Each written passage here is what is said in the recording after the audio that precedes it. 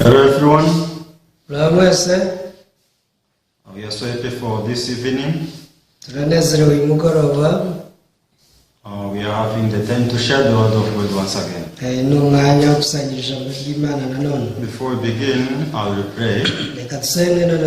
Father, thank you for this time. We hope that you are together with us and you are willing to bless our hearts. Only through the word of God we can gain power, we can gain the true peace and hope.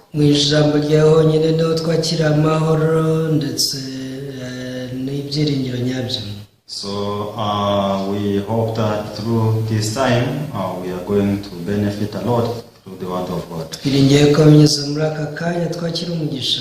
In the name of Jesus we pray. Amen. Amen. So today we are sharing from the book of Luke chapter 5 from verse 18. The book of Luke chapter 5 from verse 18. We shall read until verse 26. Then behold, the men brought on a bed a man who was paralyzed, who they sought to bring in and lay before him.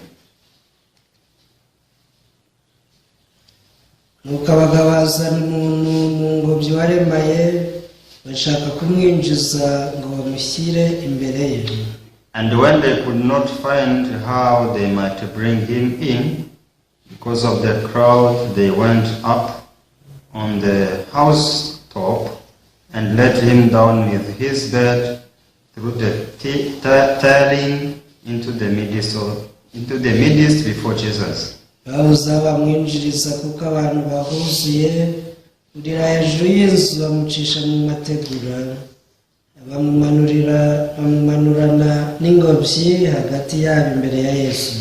When he saw their faith, he said to him, "Man, your sins are forgiven you."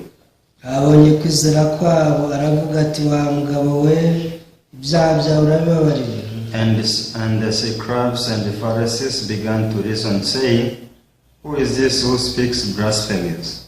Who can forgive sins but God alone?"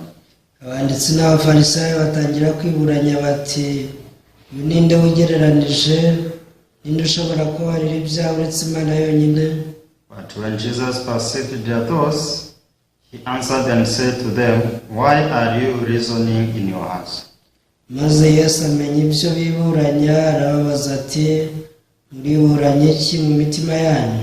Which is easier to say, your sins are forgiven you, or to say, rise up and walk?"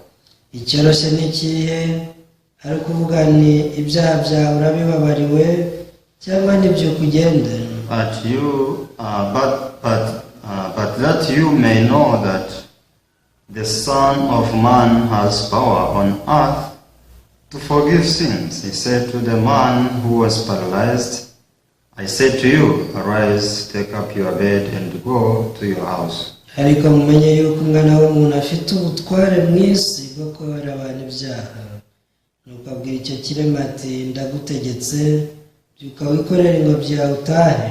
Immediately he rose up before them, took up what he had been lying on, and departed to his own house, glorifying God.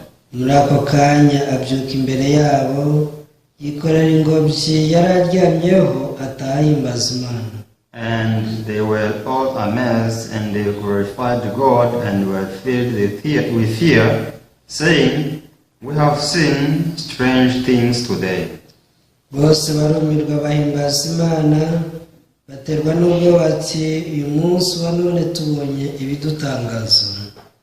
Many people think those who will perish, they are those who didn't live godly life.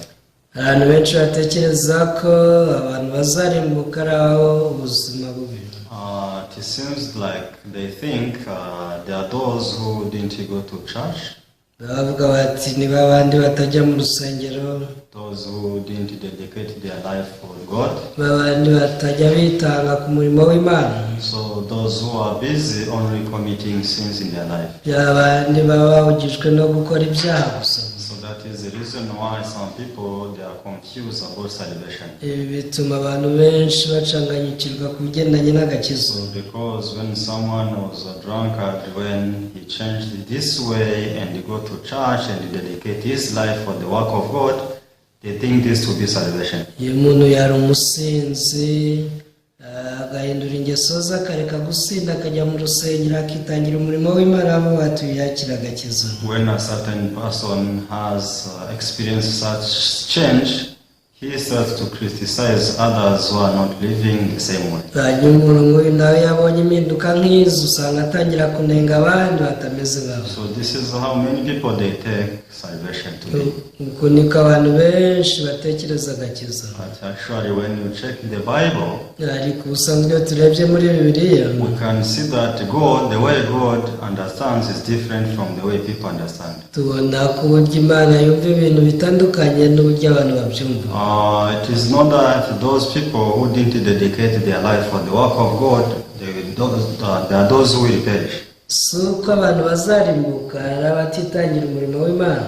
So we could see that even those who lived all their life in the churches, some of them will perish. Kubera ko nabo mu rusengero ubuzima bwabo bwose harimo abazarimbuka. Those who are pastors, some of them will perish. Hari abashumba nabo bazarimbuka. There are those who used to teach the word of God who will perish. Hari abajyaga bigisha ijambo ry'Imana ariko bazarimbuka. There are those who used to do many miracles and wonders who will perish. Hari abakoraga ibitangaza byinshi n'ibimenyetso ariko bazarimbuka. There are kinds of people who really dedicate all their life for the work of God, but they will perish. Hari abantu usanga ubuzima bwabo bwose barabuhariye imirimo y'Imana cyangwa se imirimo y'urusengero ariko bakarimbuka. So it's not me who is saying so, but this is the Bible who says so. Ibi si njye ubibabwiye ahubwo niko Bibiliya ivuga. Because when we read the book of Matthew chapter 7, Iyo usomye Matayo ibice 7, we can see what will happen on the last day. tubona ibizabaho ku munsi w'imperuka. So Jesus prophesies saying, many will come to me on the last day. Yesu yarahanuye ati benshi bazansanga kuri uwo munsi. So Lord, did we not prophesy in your name? Bazaza bambaza bati mwami mwami ko twahanuye mu izina ryawe. Did we not do wonders in your name? Ese ntitwakoze ibitangaza mu izina ryawe. We did all works in your name. Iyi ni imirimo twakoze yose mu izina ryawe. So but Jesus will tell them, depart from me, I did not know you. ariko ngo Yesu azavuga ati mwumve imbere mwankozi z'ibibi mwe sinigeze mbamenya. So why this will happen on the last day? Ese kuki bizaba ku munsi w'imperuka? So these people, they dedicated their life for the work of God. Aba ni abantu bari baritangiye umurimo w'Imana. So they did everything possible so that they can appear good before God. Aba ni abantu bakoze ibishoboka byose ngo baboneke ko ari So you beza. can imagine a person who is on the level to perform the miracles. Tekereza umuntu ugera ku rwego rwo gukora So a ibitangaza. person who can do the wonders, many different wonders. Umuntu ukora ibimenyetso byinshi. A person who has the gift to speak in tongues. Umuntu ufite impano yo kuvuga mu ndimi. So many people, they wish those such kind of gifts. Hari abantu babifuza ibintu nk'ibyo. So a person who is really holy in the eyes of people. Umuntu rwose ugaragara nk'uwera mu maso y'abantu. So a person who didn't spare his time for himself only, but he dedicated all his life for God. Umuntu utarigeze yiziga mu buzima bwe ahubwo akitangira umurimo w'Imana. But how come Jesus will tell him that you depart from me, I did not know you? Ariko se kuki Yesu azamubwira ati vaho ndi ntabwo nigeze nkumenya. So if we analyze this chapter, we can realize something important.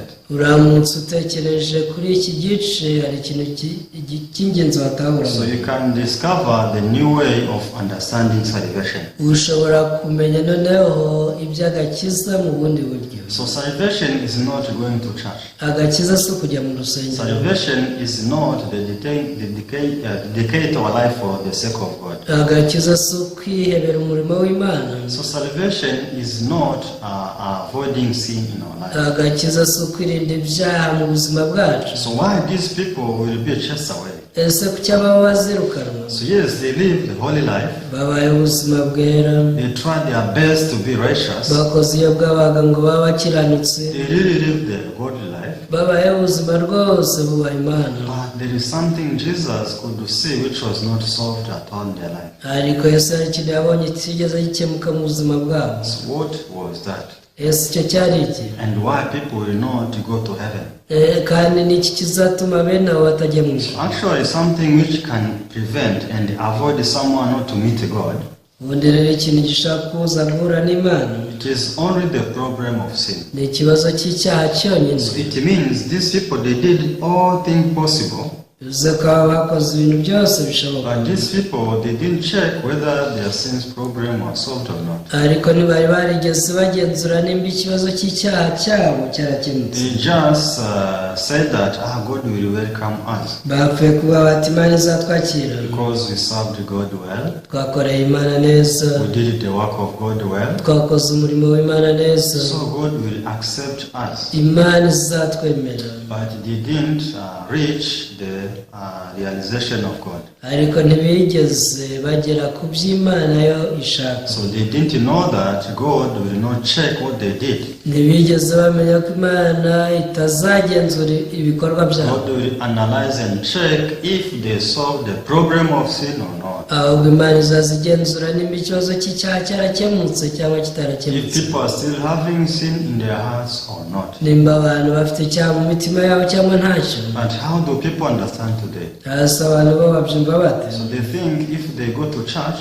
baratekereza bati tugiye mu rusengero and learn the word of God tukiga ijambo ry'Imana, and try to live the life of avoiding sin by keeping the law tukagerageza kuba ubuzima bwo kwirinda ibyaha twubahiriza amategeko, and receive the baptism, yewe tukabatizwa, now they are accepted, they have become Christian. bati ubwo rwose tuba twabaye abakristo. But there is not many people who check if the problem of sin is solved or not. ariko se abantu benshi bagenzura nimba ikibazo cy'icyaha cyabo cyarakemutse. Why?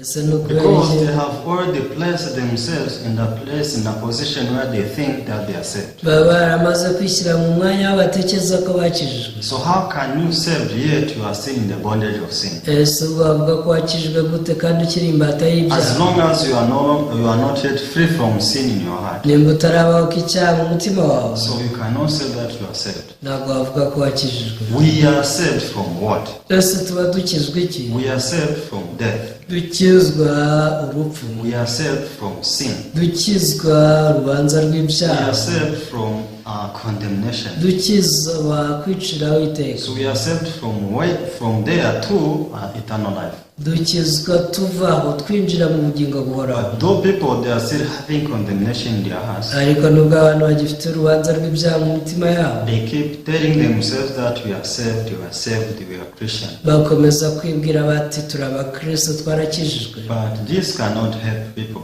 ariko ibyo ntibyafasha abantu. So people, they need to learn clearly how the problem of sin can be solved in their hearts. abantu bagomba kwiga neza ku kibazo cy'icyaha gikemuka mu buzima So bwabo. when we read the Bible, it is not that God is asking something great to people. iyo usomye bibiliya ntabwo ubona ko Imana ibaza abantu ikintu gikomeye, Because God knows that once He requests people to avoid sin and to stop sinning, they cannot do it. Imana izi ko iramutse isabye abantu guhagarika gukora ibibi ntawabibasha. Because through the law, you can discover this. mu mategeko ibi nibwo wabitahura. In the law, God instructed people not to commit sin. mu mategeko Imana yabwiye abantu ngo ntimugakore icyaha, But who have stopped sinning? ariko ninde wahagaritse gukora ibyaha? In this world, there is no one who reached the position, the point where he is no longer committing sin. muri iyi si nta muntu washyitse ahantu atakora ibyaha. It means salvation is not stopping sinning. bivuze ko agakiza rero atari uguhagarika gukora ibyaha, Because there is no one who can stop sinning. kuko nta muntu n'umwe wigeze ahagarika gukora If ibyaha. salvation is stop sinning, it means salvation does not exist. iyo agakiza ari uguhagarika gukora ibibi, byaba bivuze ko nta muntu n'umwe wigeze akizwa agakiza But kadashaka. salvation, according to the plan of God, ariko agakiza kateguwe n'Imana so is to believe that Jesus became our salvation. ni ukwizera ko Yesu ari we wahindutse agakiza kacu. It means is believing that I'm saved because of Jesus. bivuze ngo ni ukwemera ngo narakijijwe kubera Yesu. So because Jesus came and did everything I was supposed to do. kubera ko Yesu yaje akahagarara mu mwanya wanjye. But today people they say, I'm baptized.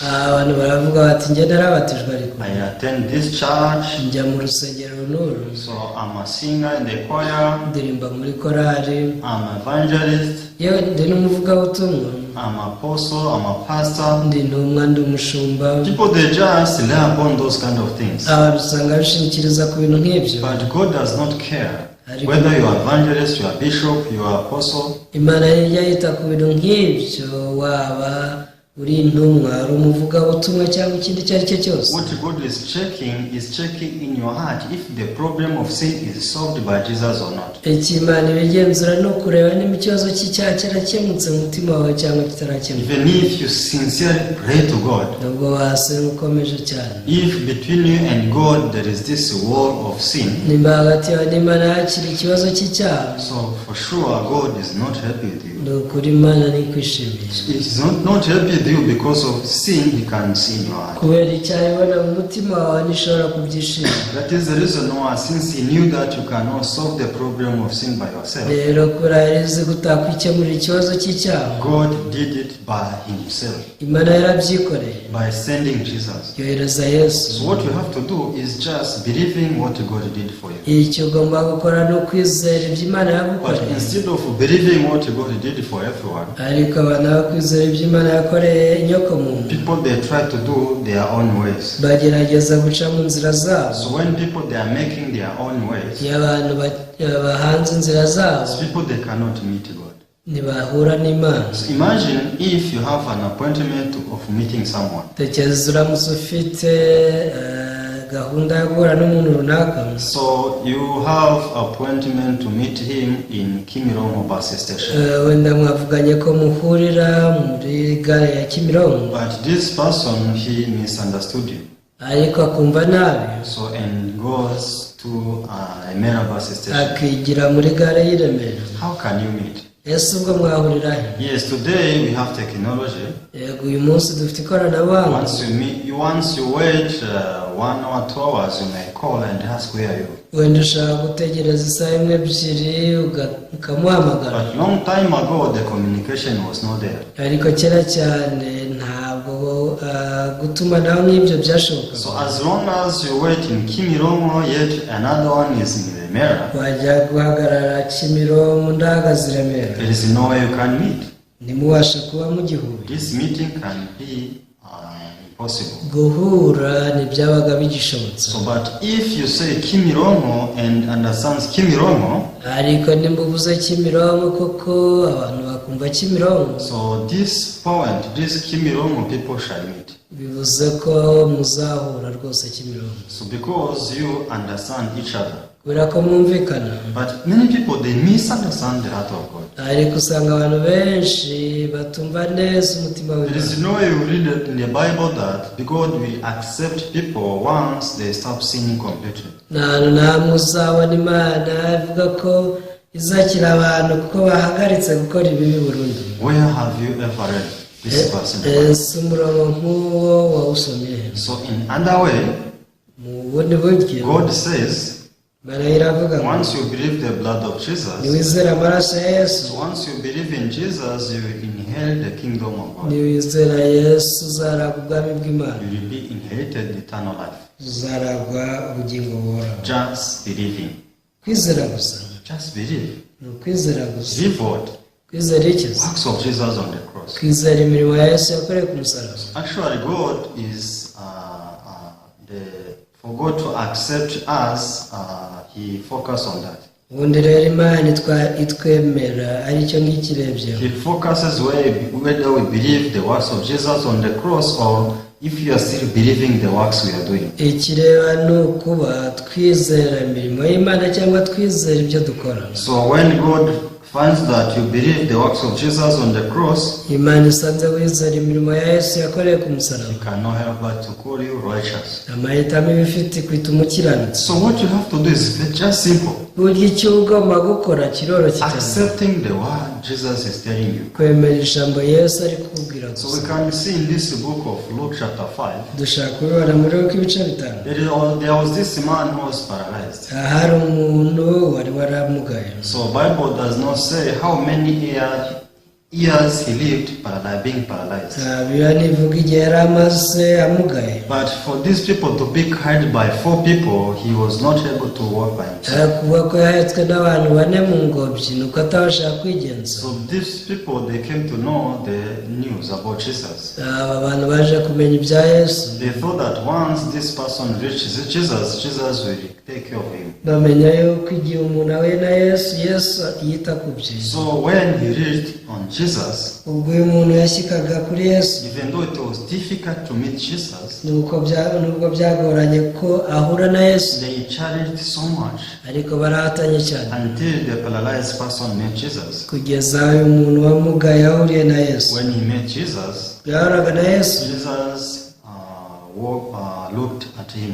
Yesu yaramwitegereje. When Jesus looked at him, Ubwo yamwitegerezaga, he told him, hari icyo yamubwiye. your sins are forgiven. Avuga ati, mugabo ibyaha byawe urabibabariwe. Your sins are forgiven. Ibyaha byawe urabibabariwe. So this man didn't say anything about his sins. Uyu mugabo nta kintu yavuze ku byaha bye, Jesus spoke to him immediately, your sins are forgiven. ariko Yesu akimubona avuga ati, mugabo rwose ibyaha byawe urabibabariwe. As long as Jesus says your sins are forgiven, Rero Yesu aramutse akubwiye ko ibyaha byawe bibabariwe, there is no longer sin on you. nta cyaha usigaranye. Because this word of Jesus has power to remove all your sins upon you. Iri jambo rya Yesu rifite imbaraga zigukuraho ibyaha byawe byose. As long as your heart becomes one with this word of Jesus, Umutima wawe Yesu uhuzwa n'iri jambo rya Yesu, Jesus is no longer seeing a sin on you. ntabwo Yesu aba akibona icyaha kuri wowe, Because you put your interest in His word. kubera ko uba wizeye ijambo rye. But if you avoid this word of Jesus, Ariko nimba wanzira ijambo rya Yesu, how can I say that all my sins are forgiven? ntabwo se navuga gute ko ibyaha byanjye bibabariwe? How come my sins can be forgiven without asking forgiveness of sin? Ubwo se naba mbabariwe gute nta n'imbabazi z'ibyaha nasabye? I need to ask forgiveness of sin daily. Nzajya nsaba imbabazi z'ibyaha buri munsi. As I commit sin, I need to ask forgiveness of sin. Uko ncumuye nzajya nsaba imbabazi. Imagine if this paralyzed person says so. Tekereza uyu muntu wari ufite ubumuga avuga gutya. So do you think he can meet this heart of Jesus? Ese mutekereza ko hari aho yaragihuriye n'umutima wa You Yesu? see, in the heart of Jesus, this paralyzed person has no sin. Mu mutima wa Yesu uyu muntu wabanaga n'ubumuga nta cyaha yari afite. Because Jesus is trying to reveal his heart towards this paralyzed person. Yesu yatangiye guhishurira umutima we uyu muntu ubana n'ubumuga. Through communication, we can express our heart. Mu gihe tuvugana nicyo gihe tugaragaza imitima yacu. So Jesus is expressing his heart to you, to this paralyzed person. Ubu Yesu nawe ari kuvuga umutima we, You have no sin. ati we nta cyaha, Your sins are forgiven you. ibyaha byawe urabibabariwe. So if this paralyzed person receives this word of Jesus, Iyo umuntu ubana n'ubumuga yakirira ijambo rya Yesu, if this paralyzed person trusts this heart of Jesus, yaza kwizera uyu mutima wa Yesu, Jesus is not lying. ati Yesu ntabwo abeshya. Jesus is the King of Kings. Yesu ni umwami w'abantu, He is the Son of God. ni umwana w'Imana, He is God himself. ni Imana ubwayo, He cannot speak lie. ntabwo ashobora kubeshya. If he tells me that my sins are forgiven, I'm forgiven all my sins. Nimba mbwira ko ibyaha byanjye bibabariwe, ubwo ibyaha byanjye bibabariwe. I'm sure that the way this paralyzed person will go back at home will be different from the way he came to Jesus. Nzi neza yuko uyu muntu afite ubumuga uko yari yaje atari ko yasubiye iwe. Why this story is written in the Bible, in the book of Luke chapter 5. Ese mutekereza iki cyatumye inkuru yandikwa muri Luka ibice 5? So the reason why this story is written in the book of Luke chapter 5, Icyatumye inkuru yandikwa, it's because God wants to let me know that my sins are forgiven. nuko Imana yashaka kumbwira ngo nawe ibyaha byawe warabibabariwe. God wants to let you know that your sins are forgiven. Imana yashatse ko nawe umenya nk'ibyaha byawe warabibona. Now God is expressing His heart to you. Ubu Imana iri kukubwira umutima wayo. So now, are you ready to receive the heart of God, or you are rejecting the heart of Jesus? Ese witeguye kwakira umutima w'Imana cyangwa wanze umutima wayo? Actually, it is our choice. Ni amahitamo yawe. Because there are two ways ahead of us. Imbere yacu hari inzira ebyiri. The way of life and the way of death. Hari inzira y'ubugingo n'inzira y'urupfu. If we accept the heart of Jesus as it is in the Bible, niwemera umutima wa Yesu nk'uko ugaragara muri Bibiliya, we shall meet eternal life. uzahura n'ubugingo If buhoraho. we reject the heart of God, Niba heart of umutima Jesus, w'Imana ukanga kwakira umutima wa Yesu, it means we are choosing death. uzahisemo gupfa. Destruction is in our ways. Kandi urwo ni urupfu rw'iteka ko kurimbuka kuri imbere yawe. But God does not want anyone to perish. Ariko Imana ntishaka ko hari n'umwe warimbuka. Because the will of God is for everyone to be united in the kingdom of God. Icyo Imana ishaka ni uko abantu bose binjira mu bwami bwayo. That is the reason why there is no requirements God is asking you. Niyo mpamvu nta kintu Imana yagusabye gukora. Just accept His heart as He is expressing it to you. Imana icyo ishaka ni uko wemera umutima wayo nk'uko ikubwiye. Son, your sins are forgiven you. Mugabo, ibyaha byawe urabibabariwe. So you think you still have sin? None ubu uracyafite ibyaha? So you don't have sin. Nta byaha rwose ufite. To God you have no sin. Ku Mana nta cyaha na kimwe ufite. Before men you may have sin. Imbere y'abantu ushobora kugira ibyaha. Because no one can forgive you. Kubera ko abantu bo ntibakubabariye. So no man can forgive him. Nta n'umuntu wabasha kubabarira. There is no man who is capable to forgive sin. Nta muntu ubasha kubabarira abandi ibyaha. So maybe in the eyes of God you have sin. Bishoboka ko mu maso y'abantu waba ufite icyaha. How about on the side of God? Ariko se mu ruhande rw'Imana. So if you want to know who you are on the side of God, nimba ushaka kumenya uwo uriwe mu maso y'Imana, you try to discover what God is speaking to you today. gerageza gutahura ibyo Imana ikubwira uyu munsi. Son, your sins are forgiven you. Mwana wanjye, ibyaha byawe urabibabariwe. So this paralyzed person was able to receive this heart of Jesus. Uyu muntu rero wari ufite ubumuga yakiriye umutima wa Yesu. Amen. All my sins are forgiven. aravuga ati Imana ishimwe, ibyaha byanjye byose byarababariwe. So not only his sins, si ibye gusa rero, even Jesus was able to solve the problem of his sickness. si ibyaha byonyine Yesu yamukije, ahubwo yanamukije uburwayi bwe. It means Jesus healed his heart first of all and healed his body. Icyo bivuze ni uko Yesu yabasha gukiza umutima we mbere y'ibindi, akabona agakiza. Actually to Jesus, it was useless to heal his body and let his heart die. Ubundi rero Yesu ntacyo byari kumumarira gukiza umubiri we, ariko roho ye yarapfuye. So that is the reason why this person was suffering because he was sick. Rero uyu muntu yababazwaga n'icyaha. He was suffering because he was sick. His body was sick. Yari arimo ababazwa n'umubiri kubera uburwayi. But when Jesus saw him, ariko Yesu amwitegereje, he was able to see that the great sickness this person has is the problem of the heart. yabonye ko uburwayi bukomeye yari afite hari ikibazo cy'icyaha cyari mu mutima we. So that's why Jesus first of all solved this sickness of the heart. Ngiki cyatumye Yesu abanza kumukiza iki kibazo cy'icyaha mu mutima. By sending one word from his heart. Yamwohereje ijambo rimwe mu mutima. So this one was able to solve the problem of sin in the heart of this paralyzed iri person. jambo ryaragiye rikemura ikibazo cy'icyaha mu mutima we. So do you think you need many words for you to be free from your sin? Ese kiza ukeneye amagambo menshi kugira ngo ubashe kubohoka icyaha? No way. Oya. Only one single word of Jesus can make you free from your sin. Ijambo rimwe rya Yesu gusa ryakubohora icyaha. I was able to receive forgiveness of sin only through one word. Nakira ijambo rya Yesu rimwe gusa. So I received salvation through the story of the man who was coming from Jerusalem to Jericho. Nakira agakiza binyuze mu nkuru y'umuntu wavaga i Yerusalemu yigira i Yeriko. So when I placed myself in the position of this man who was beaten by robbers, ubwo nishyiraga mu mwanya w'uyu muntu wakubiswe n'abambuzi, so I came to realize how miserable I was. natawe uburyo nanjye nari nteye I was agahinda. beaten by sin. Nari narakubiswe I was n'icyaha, beaten by the law. narakubiswe n'amategeko, So I was suffering so much. ndetse narababazwaga cyane, So, but I was able to make conversation with Jesus. ariko nabashe kuganira na Yesu. By making conversation with Jesus, I was able to discover who I was. Ubwo naganiraga na Yesu natahuye uwo ndiwe. So this is how I was able to receive forgiveness of sin in my heart. Uko niko nabashe kwakira imbabazi z'ibyaha mu mutima wanjye. Jesus told me, Yesu yarambwiye ati go and do so. genda nawe ugira utyo. Because Jesus asked, who is a friend, who is a neighbor of this man who fell among thieves? Yesu yarambwiye ati se mugenzi w'uyu muntu waguye mu gico cy'abambuzi ninde? Is this one who helped him? Ati ni uwamugiriye impuhwe. So Jesus told him that go and do so. Yesu yarambwiye ati genda nawe ugira utyo. So it means unless we receive the help of Jesus, turamutse tudafashijwe na Yesu rero, unless we meet Jesus like this man who fell among thieves, tudahuye na Yesu nk'uyu muntu waguye mu gico there cy'abambuzi, is no other way we can be saved. nta buryo twakizwa. We can die, however. twapfa byanze bikunze. Even this paralyzed person, unless he could meet Jesus, niyo muntu rero keretse yahura na Yesu gusa, there was no other way for him to be free from his sin in his heart. nta bundi buryo ashobora kubaho icyaha mu mutima. Even these 4 people who are carrying him, they didn't know the serious sickness this person had. n'abantu bane bari bamuhetse ntibari bazi ikibazo cy'icyaha cyari mu mutima They we. just thought that this man is paralyzed. batekereje ko uyu muntu yamugaye He needs gusa, to be made well.